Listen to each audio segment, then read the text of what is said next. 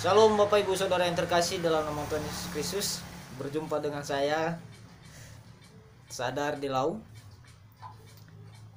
Saya percaya bahwa dimanapun saudara berada saat ini, saya percaya Tuhan pasti selalu menyertai, selalu ada bersama-sama dengan kita. Karena Tuhan kita adalah Tuhan yang setia, yang tidak pernah meninggalkan kita sedetik pun.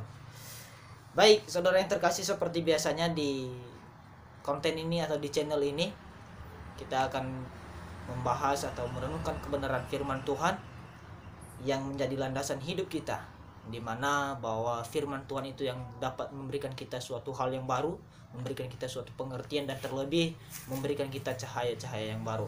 Karena firman Tuhan itu adalah firman yang hidup, yang dapat menguatkan kita. Apapun keadaan kita, Tuhan pasti menolong kita. Baik, saudaraku yang terkasih, saya percaya bahwa yang Tuhan yang kita sembah adalah Tuhan yang hidup.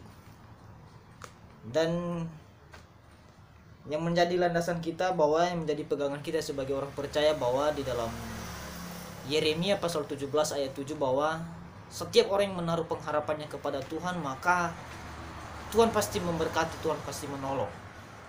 Karena harapan kita sudah menaruh kepada Tuhan. Karena harapan kita satu-satunya adalah hanya Tuhan yang dapat menolong kita. Tapi Bapak Ibu Saudara yang terkasih, di kesempatan ini saya akan memberikan suatu tantangan bagi kita atau menguji iman kita. Tapi tenang aja Bapak Ibu Saudara, saya akan memberikan suatu solusi nantinya. Istilahnya renungan kali ini agak kontroversial. Tapi tenang aja, semuanya ada jalan keluarnya. Nah, seperti yang saya sampaikan tadi, bahwa kita percaya di dalam firman Tuhan Yeremia pasal 17 tadi, bahwa orang yang menaruh harapan kepada Tuhan pasti diberkati.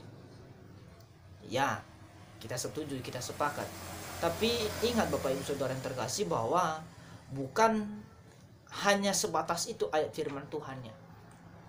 Ada banyak juga ayat-ayat firman Tuhan yang sangat memberkati kita, yang sangat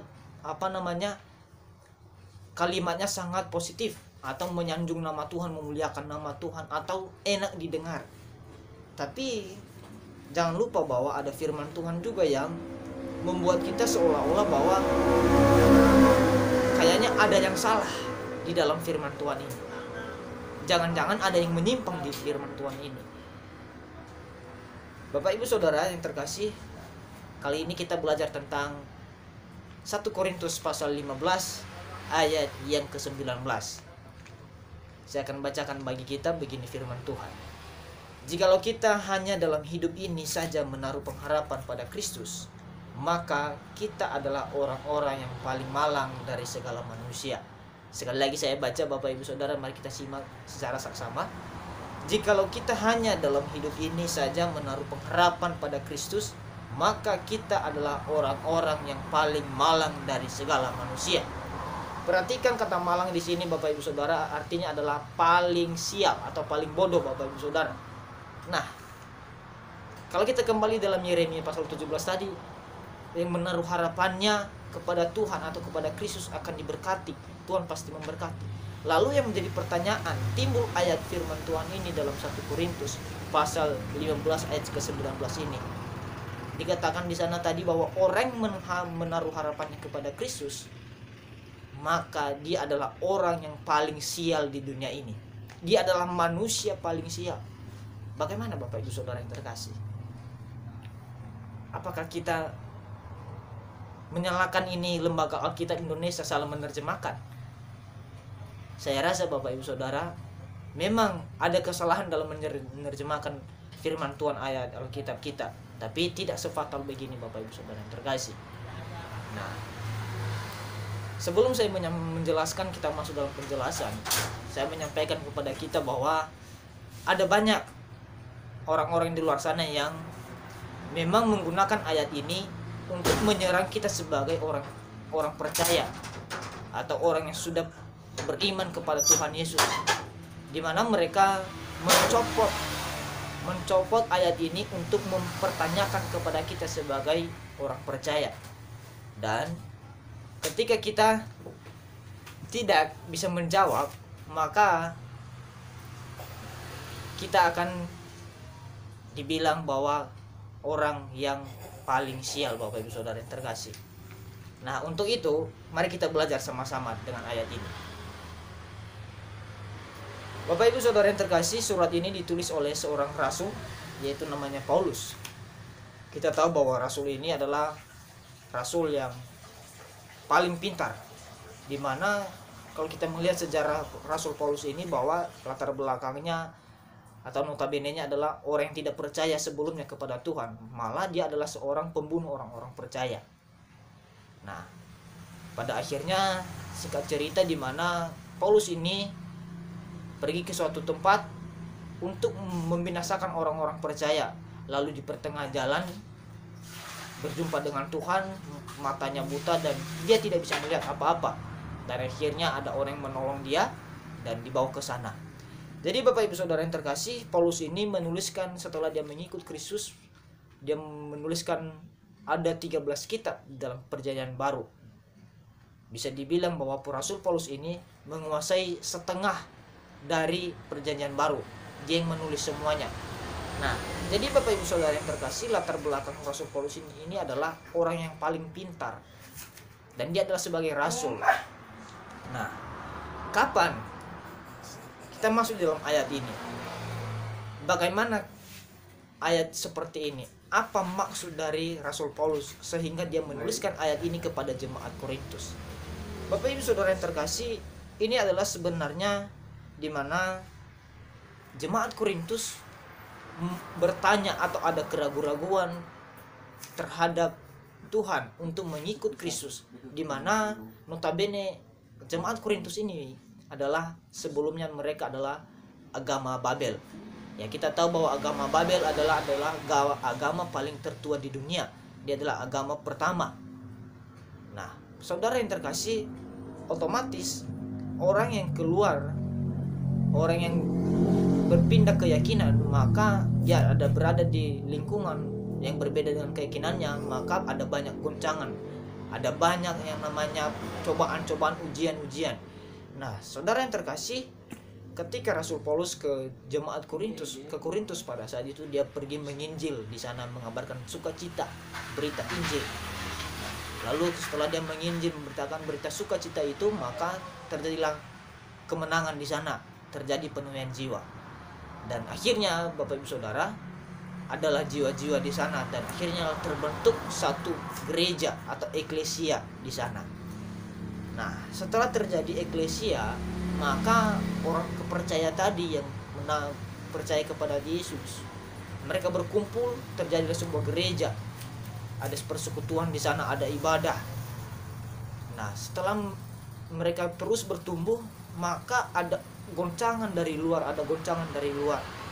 di mana ada orang-orang di luar sana, di dekat mereka, di sekitar mereka mengatakan bahwa Tuhan yang kalian sembah itu adalah Tuhan yang mati, Tuhan yang tidak pernah bangkit. Nah, jadi akhirnya saudara terkasih, ayat ini muncul ketika jemaat Korintus bertanya kepada Rasul Paulus. Wajar mereka bertanya, kenapa? Karena secara bapak rohani mereka di sana tidak ada, mereka sama semua.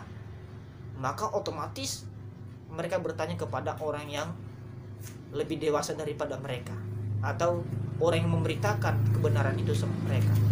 Nah, akhirnya saudara terkasih dalam Tuhan Yesus Kristus, mereka bertanya kepada Rasul Paulus.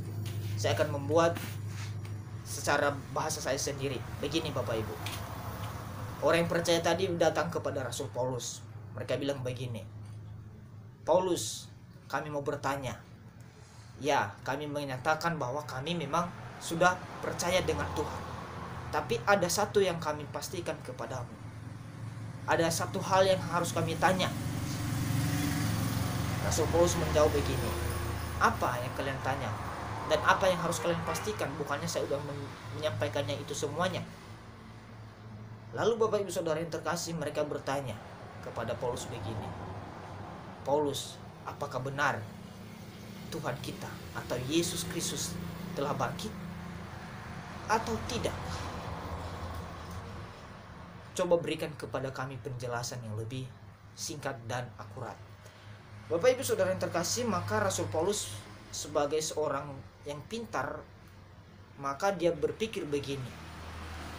Kalau saya menjawab pertanyaan ini dengan jawaban, maka otomatis mereka tidak berpikir. Jadi makanya Rasul Paulus di sini menjawab pertanyaan ini dengan suatu pertanyaan, Bapak Ibu Saudara, bukan langsung jawaban di sini dijawab. Kita perhatikan tadi dimulai dengan jikalau. Jadi saudara yang terkasih, kalau kita perhatikan bahwa ini adalah suatu pertanyaan kepada jemaat Korintus. Rasul Paulus mengatakan, jikalau kita hanya di dalam hidup ini menaruh pengharapan kita kepada Kristus. Artinya bahwa jikalau kita hanya menaruh pengharapan kita kepada Kristus yang kita sembah, yang tidak bangkit itu, maka kita adalah manusia paling malang. Jadi artinya Bapak Ibu Saudara yang terkasih, bahwa memang Rasul Paulus ini punya prinsip dalam hidupnya untuk mendidik anak-anak Tuhan di sana adalah dia tidak menjawab pertanyaan dengan jawaban, tetapi dia menjawab pertanyaan dengan pertanyaan. Kenapa Bapak Ibu Saudara? Supaya orang yang bertanya, atau jemaat Korintus itu bisa berpikir dan tidak hanya mereka menerima saja apa yang mereka tanya. Jadi artinya Bapak Ibu Saudara yang terkasih, mereka bisa lebih dewasa lagi. Mereka iman mereka cepat bertumbuh kalau mereka berpikir. Jadi akhirnya Bapak Ibu Saudara yang terkasih, bahwa memang dalam kekristenan ini memang banyak tantangan. Banyak sekali tantangan dalam kehidupan seorang Kristen. Nah, akhirnya Bapak Ibu Saudara yang terkasih, dalam kesimpulan renungan firman Tuhan kali ini, bahwa memang ini adalah kenapa bisa ada ayat ini. Kenapa bisa muncul ayat ini dalam Korintus? Yaitu ini adalah suatu jawaban kepada jemaat Korintus yang di mana mereka punya keraguan-raguan di dalam mengikut Tuhan. Kalau kita melihat setelah ayat 19 ini, setelah jemaat Korintus percaya, berpikir bahwa oh iya, ternyata Tuhan yang kita sembah tidak sia-sia. Kenapa mereka berpikir begitu? Contoh begini Bapak Ibu Saudara yang terkasih, kenapa kekristenan kita tidak sia-sia? Mengikut Tuhan kita tidak sia-sia. Contoh, ketika kita pergi ke gereja Bapak Ibu Saudara, saya mau bertanya kepada saudara, apakah ketika saudara pergi ke gereja sia-sia? Apakah saudara ketika pergi ke persekutuan pendalaman Alkitab atau persekutuan doa, apakah itu sia-sia?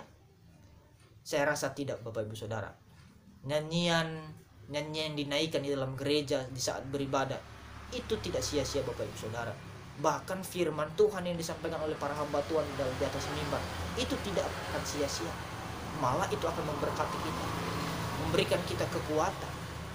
Jadi akhirnya Bapak Ibu Saudara yang terkasih, ingat bahwa dalam mengikut Kristen, dalam mengikut Kristus, tidak pernah ada yang sia-sia.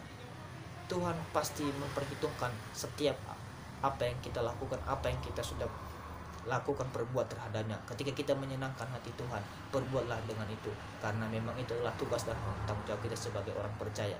Dan akhirnya Bapak Ibu Saudara yang terkasih, di dalam ayat 21 di sana Rasul Paulus, di dalam ayat 20 di sana Rasul Paulus memberikan suatu jawaban yang tepat. Dia mengatakan begini, tetapi yang benar ialah bahwa Kristus telah dibangkitkan dari antara orang mati sebagai yang sulung dari orang-orang yang telah meninggal.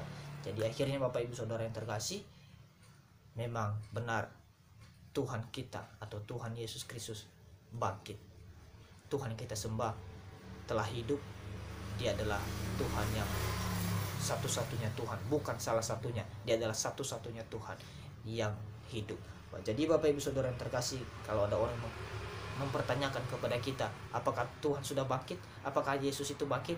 Ya, Yesus bangkit. Dari mana kita tahu? Kita dibuktikan dari sejarah histori Bapak Ibu Saudara, dan secara banyak lagi bukti-bukti yang ada di dalam Alkitab Bapak Ibu Saudara yang terkasih. Jadi tetap andalkan Tuhan, tetap percaya kepada Tuhan. Apa yang saudara imani saat ini, tetap imani. Sekali Yesus, tetap Yesus. Shalom, Tuhan Yesus memberkati.